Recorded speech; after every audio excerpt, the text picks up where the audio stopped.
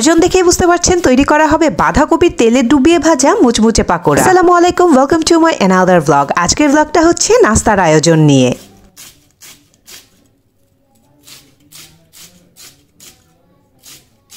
রান্না করে বলেন আর ভাজি করে বলেন, বাঁধাকপি কেউই তেমন খেতে চায় না বা পছন্দ করে না। এর মধ্যে আমিও একজন, আর আমার বাচ্চারা তো মোটেও খায় না। আর এইভাবে যদি পাকোড়া বানিয়ে খাওয়া হয়, ঝাল পাকোড়া কিন্তু সবারই মুখরোচক খাবার। Without doing further delay, let's get into the video. তো খুব সহজ উপায়ে কিন্তু এই পাকোড়াটা তৈরি করে ফেলা যায়। খুব অল্প সময়ের মধ্যেই কিন্তু নাস্তাটা তৈরি হয়ে যায়। হ্যাঁ, একদিকে লক্ষ্য রাখতে হবে মেখে বেশি দেরি করা যাবে না। বাঁধাকপি মাখার পরপরই কিন্তু পাকোড়া বানিয়ে ফেলতে হবে, ভেজে ফেলতে হবে। ওরা মেখে রেখে দিলে কিন্তু পানি ছেড়ে দিবে আর কনসিস্টেন্সিটা ব্রেক হয়ে যাবে। তো স্বাভাবিকভাবেই পেঁয়াজ, মরিচ এছাড়া অন্যান্য মশলা দিয়ে মেখে নিতে হবে।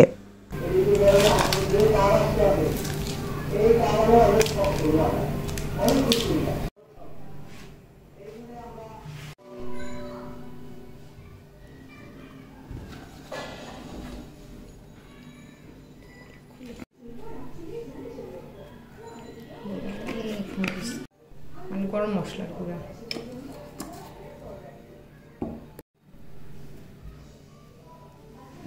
ডিম দিব ভেঙে।